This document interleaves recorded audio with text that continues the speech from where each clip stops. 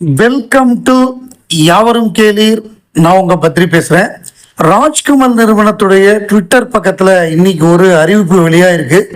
அதுல என்ன அப்படின்னா ஹேஷ்டாக் திஸ் வெட்னஸ்டே அப்படின்னு அறிவிப்பு வந்திருக்கு. அதாவது நாளை மறுநாள் என்னவா அறிவிப்பு இருக்கும் அப்படிங்கிறது தான் எல்லாருடைய கேள்வியும். பல பேர் அன்பறிவு மாஸ்டர்ஸ் அந்த படத்தை பத்தின அறிவிப்பு வரப்போகுது, அது சம்பந்தமான அப்டேட் அப்படிங்கிறாங்க. இல்ல சில பேர் தக் லைஃப் சம்பந்தமான அறிவிப்புங்கிறாங்க. இன்னும் சில பேர் அமரன் படத்துடைய அறிவிப்பா இருக்கும் அப்படின்னு சொல்றாங்க. எனக்கு என்னமோ அமரன் படத்துடைய ரிலீஸ் டேட் உலகநாயகன் கமலஹாசன் தயாரிப்பில் சிவகார்த்திகேயன் சாய் பல்லவி நடிச்சிருக்கிற படம்.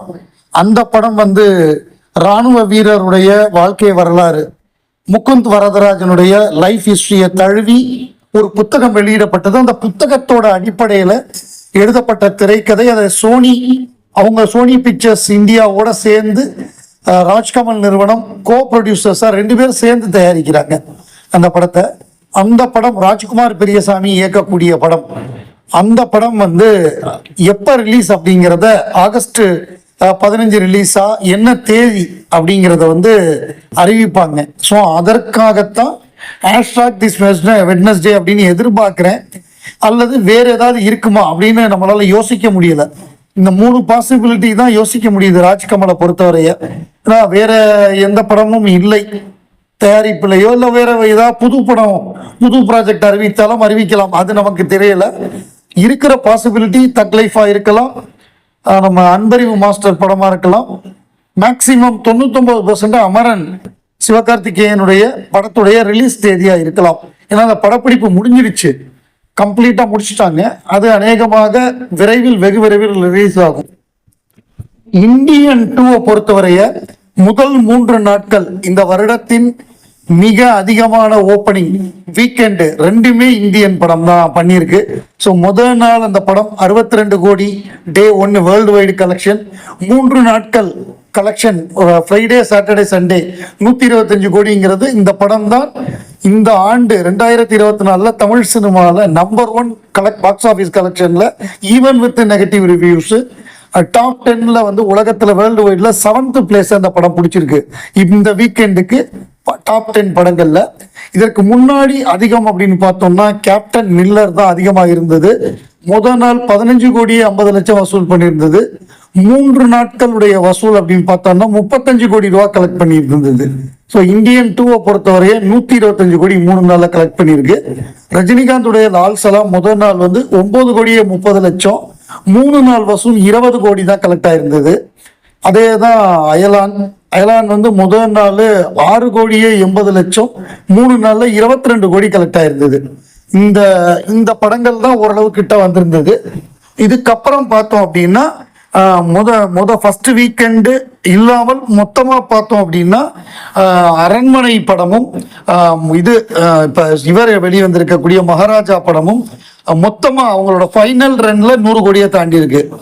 இது 3 நாள்லயே 100 கோடி தாண்டி இருக்கு. இந்த படம் ஃபைனல் லாஸ்ட் டேவோட கலெக்ஷன்ல 100 கோடி கிராஸ் ஆயிருக்கு அப்படிங்கிறது தான் இப்ப உள்ள நிலவரம். ஸோ இப்ப இதை பொறுத்தவரைய நம்ம இந்தியன் 2 பொறுத்தவரைய சேட்டலைட் டிஜிட்டல் மிகப்பெரிய விலைக்கு போயிருக்கு. நெட்ஃபிளிக்ஸ் வாங்கியிருக்காங்க, கலைஞர் டிவி போயிருக்கு. பட் லால் சலாமை பொறுத்தவரை அந்த படம் வியாபாரம் ஆகலை. ஏன்னா இந்த ஹார்ட் டிஸ்க் தொலைஞ்சு போச்சுன்னு சொல்லி அந்த படம் வியாபாரம் ஆகலை. அதனுடைய என்ன சொல்றது, ஓடிடியில் அது வராது அந்த படம் அப்படிங்கிற நிலைமை தான் இப்ப இருக்கு. அதே மாதிரி அடுத்த 26ஆம் தேதியா 27 அப்போ ரிலீஸ் ஆக போற படம் தனுஷுடைய ராயன் திரைப்படம், சன் பிக்சர்ஸோட படம். அந்த படத்துடைய ட்ரெய்லர் நாளைக்கு வருது அப்படின்னு சொல்றாங்க. அந்த படம் வர்றப்ப நம்ம இந்தியன் 2 படம் நிறைய திரையரங்கிலிருந்து வெளியேறும். இந்த ஒரு வீக்கெண்டு தான் இருக்கு. ஸோ அடுத்த வீக்கெண்ட் அவங்க படம் வருது. ஸோ அப்படி இருக்கிறப்ப அந்த படம் வரும். ஆனா அந்த படத்தை பொறுத்தவரை அது ஏ சர்டிபிகேட் வந்திருக்கு. ஏ சர்டிபிகேட் அப்படின்னா ஓடிடி சேட்டலைட். பொதுவாக சேட்டலைட்ல அந்த படத்தை இது பண்றது கஷ்டம். இப்போ அதுக்கு ஒரு ரீசென்சார் பண்ணுவாங்க. ரீசென்சார் பண்ணி அந்த வன்முறை இல்லாத காட்சியை வச்சு அவங்க சேட்டலைட்ல அந்த படத்தை போட ட்ரை பண்ணுவாங்க. ஓடிடிங்கிறப்ப அவங்க சன் நெக்ஸ்ட் இருக்கு, அவங்க சன் நெக்ஸ்ட்லயே இது பண்ணுவாங்கன்னு நினைக்கிறேன். ஏன்னா சன் டிவி அவங்களோட ஓன் இது இருக்கு, அதை வச்சு அவங்க சமாளிப்பாங்க. அந்த முறையில தான் அப்படிதான் பண்ணுவாங்கன்னு நினைக்கிறேன். பாடல் வந்து பெரிய அளவு ஒன்றும் ஒரு பாட்டு கூட பெருசா ஹிட் ஆகல. ஏஆர் ரஹ்மான் மியூசிக் தான். ஆடியோ லான்ச் நடந்திருக்கு, அதுவும் பெரிய அளவுல பரபரப்பை ஏற்படுத்தல. இந்த ஞாயிற்றுக்கிழமை 3 மணிக்கு அதை போடுறாங்க. சண்டே சன் டிவியில போடுறாங்க. ராயனை பொறுத்தவரை பார்ப்போம் அது எப்படி இருக்கு, ரசிகர்கள் அதை எப்படி கொண்டாடுறாங்க. ஏன்னா இந்த வருஷம் பெருமளவு இதுவரை வந்த படங்கள்ல பெரிய ஓப்பனிங் அப்படின்னா அது இந்தியன் 2 தான். வசூல் அப்படின்னு பார்த்தோம்னா அரண்மனை நல்ல வசூலாச்சு, ஒரு 100 கோடியை டச் பண்ணிச்சு. மகாராஜா 100 கோடியை டச் பண்ணிச்சு. கருடன் படம் ஓரளவு நல்ல வசூலா இருந்தது. இதெல்லாம் தான் வசூல். மற்றபடி மற்ற படங்கள் எதுவும் பெரு வெற்றி பெறலை அப்படிங்கிறத இந்த வருடத்துடைய இது. கோட் படத்துடைய 2 பாடல்கள் வந்து பெருசா யாருக்கும் பிடிக்கல. அதோடைய அந்த படம் வர்றப்பதான் தெரியும் அதோடைய எதிர்பார்ப்பு எப்படி இருக்குன்னு. வேட்டையனை பத்தி சுத்தமா தெர் இஸ் நோ பஸ், ரொம்ப இதுவா இருக்கு. அதே தான் விடாமுயற்சியுடைய நிலைமையும். பார்ப்போம் இந்த படங்கள்லாம் வந்து இவங்கெல்லாம் என்ன பண்றாங்க, அவங்க படம் வர்றப்ப எந்த மாதிரி ரிவ்யூ வருது. ஏன்னா இந்தியன் 2 பொறுத்தவரைய ஒரு குழு திட்டமிட்டு ஆர்கஸ்ட்ரேட்டட் அட்டாக். அதாவது இந்தியன் 2 படம் பார்த்துட்டு வர்றவங்களுக்கு, அதனால பாதிக்கப்பட்டவங்களுக்கு 10% ஏதோ என்ன சலூன்ல ஃப்ரீங்கிற மாதிரிலாம் ட்ரோல் பண்ணி ரொம்ப நெகட்டிவா ஒரு குரூப் இதுக்காக எக்ஸ்ட்ரா ஓவர் டைம் போட்டு வேலை பார்த்துருக்காங்க. இப்போ அந்த படங்கள்லாம் வர்றப்ப திருப்பி பதிலடி வரும்ல. ஏன்னா பார்ப்போம் அந்த படம்லாம் வர்றப்ப அது என்ன மாதிரி இருக்கு, அவங்க எப்படி பெரிய ஆஸ்கார் தரத்துல எடுக்கிறாங்க அப்படிங்கிறதெல்லாம் பார்த்து அதுக்கு தக்க பதிலடி அதுக்கு கிடைக்கும்ல. நீ ஒரு காரியம் பண்ணினா அதுக்கு வந்து ஒரு பேம்பேக் இருக்கும்ல. ஸோ அதையும் நம்ம பார்ப்போம், பொறுத்திருந்து பார்ப்போம். இந்தியன் 2 திரைப்படத்திற்கு பல்வேறு சோதனைகள், சேலஞ்சஸ் வந்தது. ஸோ அந்த படத்துல இறுதி காட்சியில ஜட்ஜு கிட்ட வந்து நெடுமுடி வேணு, விவேக் அவங்க எல்லாம் உயிரோட இருந்தப்ப எடுக்கப்பட்ட காட்சி 2019. தான் பையனை வந்து காப்பாற்றணுங்கிறதுக்காக நெடுமுடி வேணு வந்து கெஞ்சுவாரு, விவேக் உயிரோட இருப்பார். 2 பேருமே உயிரோட இருந்தாங்க. ஆனா 2021 2 பேருமே இறந்து போயிட்டாங்க. அது நிச்சயமாக படக்குழுவினருக்கு மிகப்பெரிய ஒரு அதிர்ச்சி ஏற்படுத்தியிருக்கும். ஏன்னா படம் முடியல அப்படிங்கிறப்ப அதிர்ச்சி ஏற்பட்டிருக்கும். ஆனா விஞ்ஞானத்துக்கு நம்ம நன்றி சொல்லணும். ஆர்டிபிஷியல் இன்டெலிஜென்ஸ் அப்படின்னு சொல்லப்படக்கூடிய அந்த தொழில்நுட்பத்தை பயன்படுத்தி அந்த ஏர்போர்ட் முதல் காட்சி, அந்த முதல் காட்சியில உலகநாயனுடைய மேக்கப் சூப்பரா இருக்கும். அது பிரமாதமா இருந்தது, ஜப்பானீஸ் கெட்டப்பு.